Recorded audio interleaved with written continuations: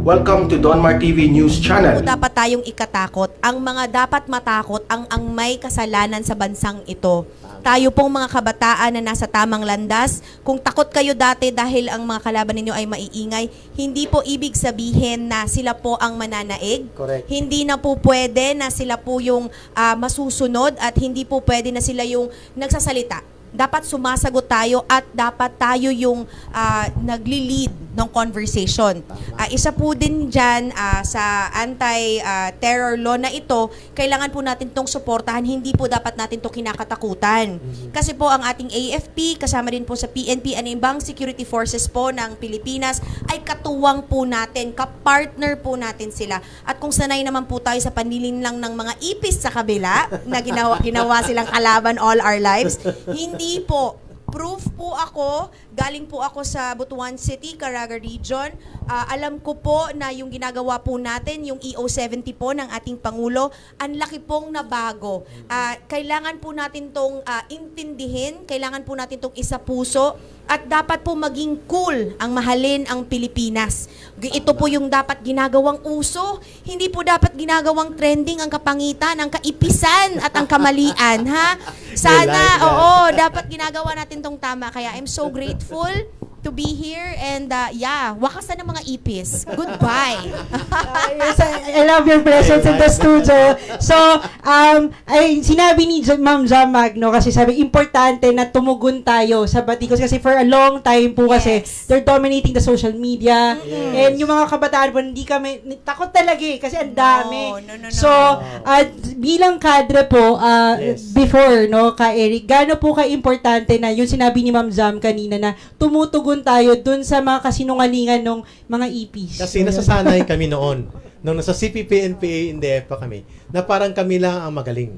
Kami lang nakakaalam ng lahat, at kami lang sa CPP, NPA, NDF ang tunay na nagmamahal ng bayang Pilipinas. Yes. At kami lang ang may franchise holder para maging bayani. Tama. At kami lang ang dapat pakinggan ng mamamayan.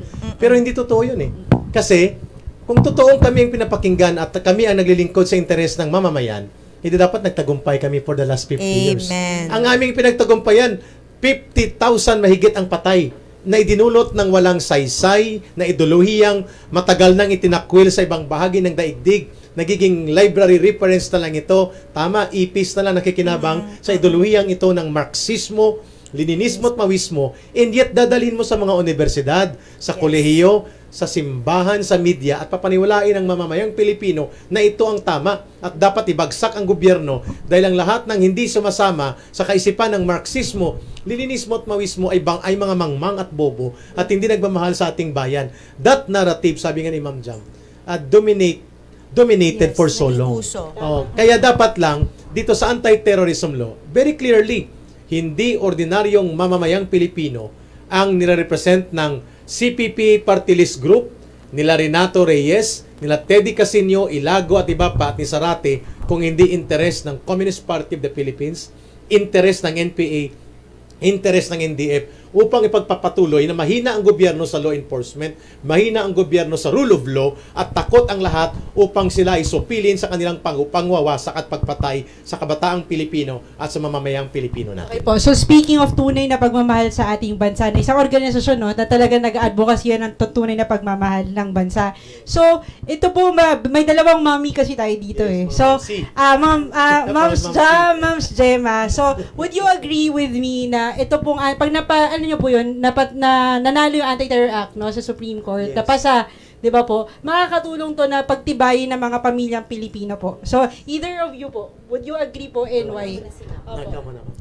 Ito yung advokasya ng House of Our Children at ganoon na rin sa ibang mga grupo ng mga magulang na ito yung talagang ipinaglalaban natin para sa ating mga anak. Kasi kami naman ay lumabas kami, talagang nilantad namin yung aming mga hinaing sa gobyerno para mapakinggan tayong mga magulang. Kasi bibigyan natin ng 100% protection sa ating mga anak, di ba? Yes. Kung ang kalaban na natin ay ang mga terorista na at ang mga komunista na, syempre tayo bilang magulang ay hindi natin kakayanin yon. Yes. Kaya katuwang natin ang ibang mga organization at ang ating pamahalaan para wakasan na ito. At natutuwa nga rin kami at na sana na pagdasal natin na talagang magkaroon na ng talaga ng maisabatas na to para maprotektahan ang ating pamilya na wala ng mga magulang na katulad namin dahil napakahirap. Kaming mga magulang na ang anak namin ay nagkaroon ng radicalization, ng maling ideolohiya na napakahirap bilang sa aming mga magulang na hindi na kami nire-respeto kapag nagkaroon na ng lason o rabis ang aming mga anak. Hanggang ngayon, pinaglalaban pa namin yung aming mga anak na nasa kabuntukan na dinala na nila. Sinasabi nila na ang simpleng aktivista lamang ay pagtulong sa kanilang sa kapwa. Bakit etong mga anak ng mga Hands of Our Children ay nasa kabandukan na? Sagutin nila ang aming hinaing, sagutin nila ang aming tanong, saan nila dinala ang mga kabataan kung simpleng pagtulong lamang ito sa masa. Po. Ma'am Jam, kayo po. Sa akin naman, future tense. Kasi 2 years old pa ang anak ko. So kung pag-uusapan lang naman po pala na ititreten nyo ang anak ko, magkasubukan po tayo. Kakaiba po ang nanay ni Antonio Magno, sinasabi ko. Ang sa akin naman po, as a mom to a 2-year-old and I'm a single mom, sino pa nga ba itatrust ko? Alam ka naman ng CBP, NPA, NDF sa anak ko. Of course not. Bilang nanay, masiisipin ko pa na anak, ang totoong public service ay ang pagpapakita sa mamamayan at ang pagkakaisa. Hindi ang sa pagiging takot sa pulis o sa army, kundi ang mag-volunteer. Asaan po ako pwedeng tumulong? Asaan po ako pwedeng makiisa? Makilala lang po kahit ng purok president man natin, kahit ng mga barangay captain man lang natin. Ito nagsisimula yan sa bahay. Kailangan manggaling sa akin bilang nanay. Doon yung nakita ko sa mga nanay ng Hands of Our Children. Yun nga yung pinag-usapan din na, you know, yung sa sobra po nating pag-alaga ba, sa sobra nating pag-protect, hindi natin na ipakita sa mga anak natin yung sinong totoong demonyo. Akala natin yung demonyo yung nasa cartoons, yung yung may horns. Well, usually Joma season looks like that. However, ngayon kasi nababago na yan. Normal na tao, mapaglin lang, friendly, plastic, nagspaghetti. Ay, hindi pala kasama yung spaghetti. Pero yun yung sinasabi ko na talagang naaano talaga bilang mga nanay, yung mga bagong nanay, magde-decide pa lang maging nanay, maging single mom na katulad ko, we need to trust the right kind of people. We need to start trusting our government. Kailangan nating ipakita po sa gobyerno po natin na kaya po nating makiisa sa kanila. Kasi hindi na malilin lang yung mga anak natin kung nasimula na po natin sa bahay. Kung naging marunong, kung naging madunong at yung sa Bisaya pa maro yung mga anak natin galing sa mga mapanglin lang na yan, ay no. Hindi mo maiisahan yung mga anak ng kabataan at wala na pong katulad ninyo ma'am na mawalan ng anak. Kaya laban tayo ma'am, no? Ipinaglalaban talaga namin Yes, yan, no? yes. Kasi yung mga anak ng mga kabataan natin, Yes.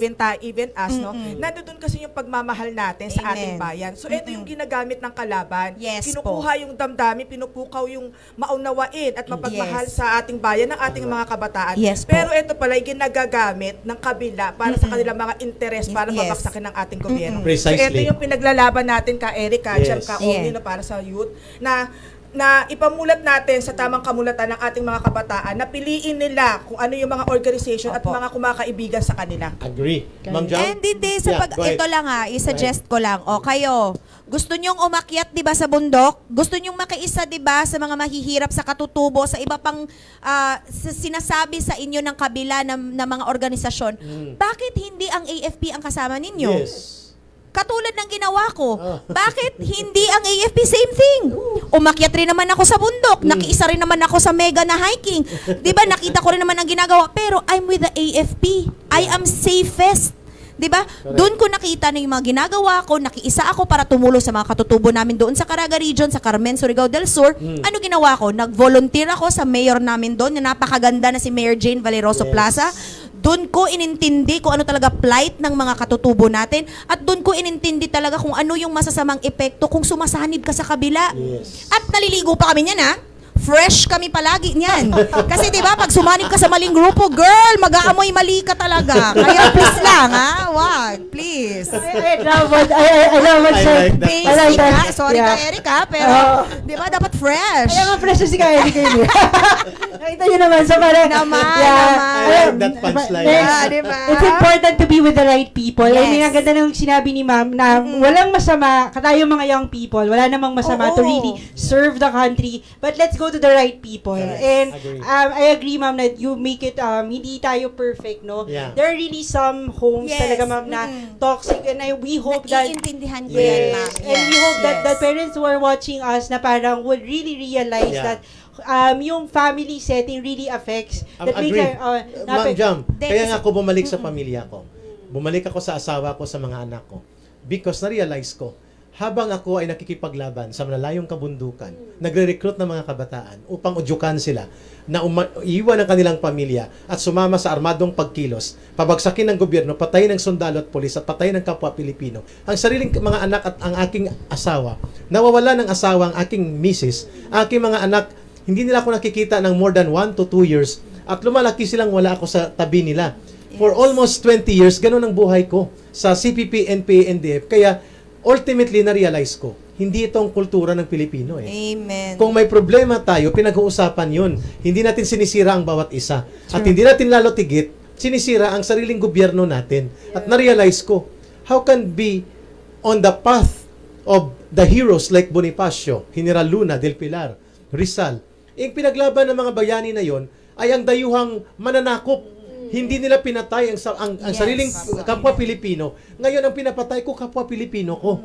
And then, how can you believe people like Teddy Casino pretending na hindi konektado sa teroristang grupong CPP, NPA, NDF, pero ang galaw, ang pananalita, ang pag-iisip, at ang tumbok ng kanilang mga atake, laban lahat sa gobyerno. Gobyerno. At kopyang-kopya, Ma'am Jam. Parang ipis nga, nalagyan mo siya ng, Exactly. ng direksyon. Doon siya Andun papunta yun. talaga Oo. para wasakin niya ang gobyerno. Ganyan na ganyan ang mga tumututol ngayon dyan sa Anti-Terrorism Act. The ordinary people, ang mga takot. hindi kasama doon. Yun. Ang mga takot na makita sila. Ito lang po sa mga magulang po, isipin na lang po natin, ma'am at sir, na una sa lahat, do not teach your children by just telling them.